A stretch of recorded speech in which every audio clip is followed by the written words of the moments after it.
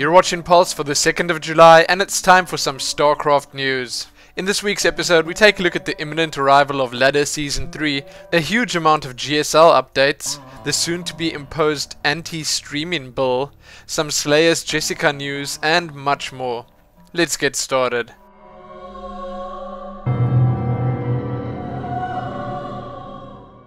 In the biggest of the official news for the week, it's that time again. Season 2 is drawing to a close, and that means that soon all ladders will be locked once more. So what does this mean for you? During the Season 2 lock, you can no longer be promoted or demoted out of your current league or division, and your bonus pool will stop growing. Once locked to a league and division, you'll still be able to play out your remaining bonus pool and compete for stand-in within your division until the end of the season. So it's a great time to enjoy yourself and maybe even push for a better milestone. If you're looking to move to a different league, though, there's no time like the present. The Season 2 lock will go into effect in just a couple of days, on Wednesday the 6th of July. Blizzard also just warned us to please note that the hidden ratings used to determine promotions and demotions will continue to update during the Season 2 lock and be used for matchmaking purposes. This means that if you play significantly better or worse than your assigned league at the time of the lock, your league may change when Season 3 begins and you play your first placement match. The Season 2 lock also means that Season 3 is right around the corner.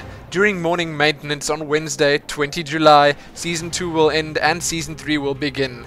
Season milestone rewards will be locked in this time, and bonus pool will start over.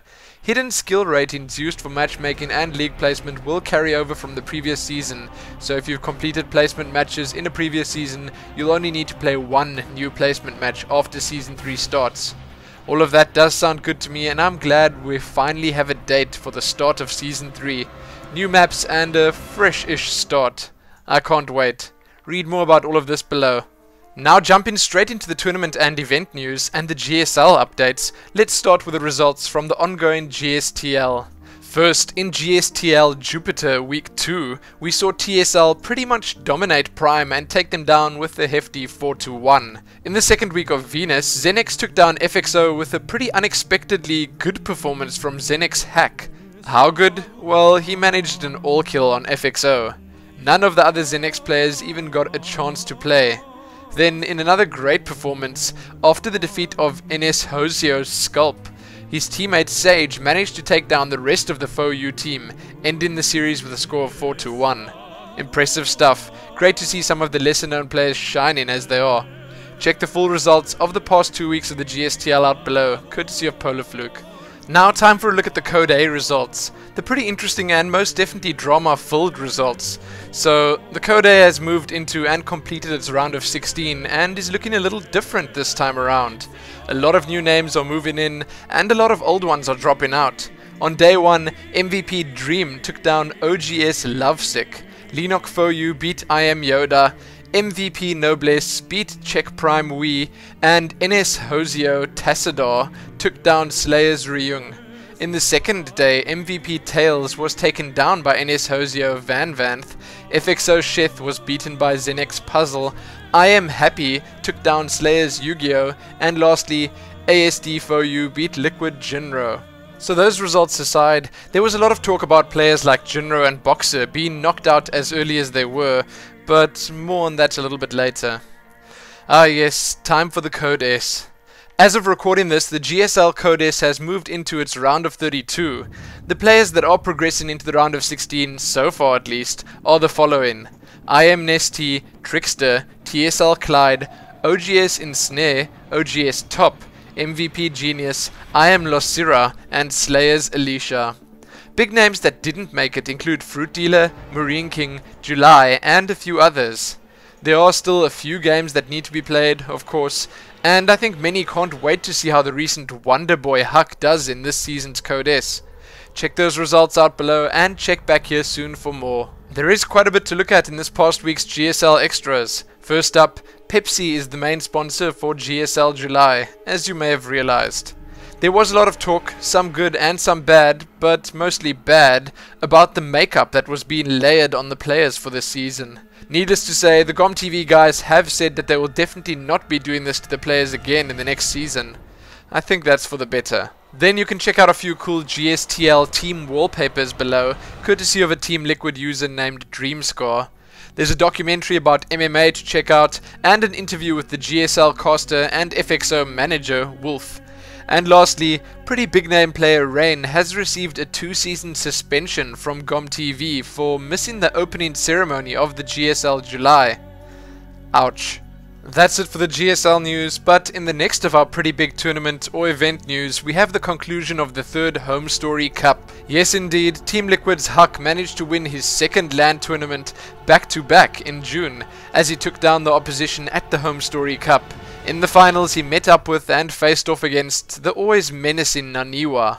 Huck actually came up from the lower bracket, which makes this win even more impressive, and took Naniwa down with a score of 4-2. With this win, he was awarded the first place prize of €2,000, and below you can find the VODs of the event, along with a pretty interesting interview with Dream Huck, or now the even dreamier Huck himself. With that done, let's head on over to the tournament and event smalls. In this week's smalls, over at gosu.com, you can read some NASL Grand Finals predictions. TSL Puma won the Open qualifier for the NASL Finals. You can read about the MLG Live 4th of July broadcast extravaganza. MLG Anaheim competitor, spectator and high quality passes are now on sale. GomTV is sending Boxer and MMA over to compete at MLG Anaheim. You can read about the Evil Geniuses Masters Cup Series League Finals weekend happening from July the 2nd to July the 3rd, and how Wellplayed has partnered with EG to be the official coverage partner for the weekend. ESL has announced the Intel Extreme Masters 6 happening at Gamescom, and yes, StarCraft II is there. You can read about the IEM Gamescom qualifiers that are set to happen soon. You can read about the FXO Open Series 4 happening this weekend. TL Attack Episode 5 features Naniwa. Zotac has announced the €800 monthly final. And lastly, remember to check out the TeamSpeak Team Liquid StarCraft II Open. That's number 18. In the first of our community news, I have something that's been all over the internet for the past couple of days. First, let me just say that a lot of people are taking this very, very seriously, while others are playing it down, saying it'll come and go like many other scares have in the past. Which it truly is, I guess we can't say yet. So there's this post over at the site Shoryuken titled Toll in the Stream, and it's about the United States Senate that is in the process of considering Bill S-978, a bill to amend the criminal penalty provision for criminal infringement of a copyright, or as you might know it, the anti-streaming bill. The whole thing is pretty vague while at the same time quite threatening. According to the bill as it's currently written, if you engage in a public performance by electronic means 10 or more times over a 180-day period, and if either the total economic value of the performance exceeds $2,500 or the cost of getting the copyrighted holder's permission to perform exceeds $5,000, then you can potentially get fined and put in jail for 5 years. Yes, that's a long time. So I won't go into the nitty gritty here, but needless to say, this has got a lot of people on edge. I don't know if any more was said about this, but I guess we can all agree that if it does affect our gaming related streams, no one will be happy. So below you can check out that article, along with a few others that either play it down or make it sound even worse than it actually is. I guess it's up to you to decide how you feel about it. As an extra, for all you guys and girls that prefer YouTube for all your news, Straw Hat Chan sent me a nice video from DSP Gaming that pretty much covers it all too. I've linked that, so check it out, let me know what you think. Keep checking back here soon for more though. Next up, in some lighter news, we have yet another song from Tempo. Really now? Does this guy ever rest? Anyway, this is in my opinion one of his best yet. It's a cover of Waving Flag by Kanan, titled When I'm Grandmaster. It is, as I said, great, and it seems like Tempo is really getting the hang of creating these songs. He does mention that this was an idea that's been floating around for quite some time and he was happy to finally get it out.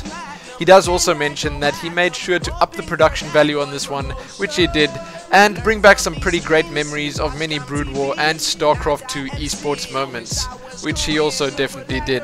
Check it out right here on YouTube and leave many, many comments of appreciation. In the last of our community news, we have a sort of continuation of a story I covered last week about the Slayer's godmother, Kim Ka-yoon, or Jessica. Yes, she's been all over the news recently, and I don't have a problem with that at all.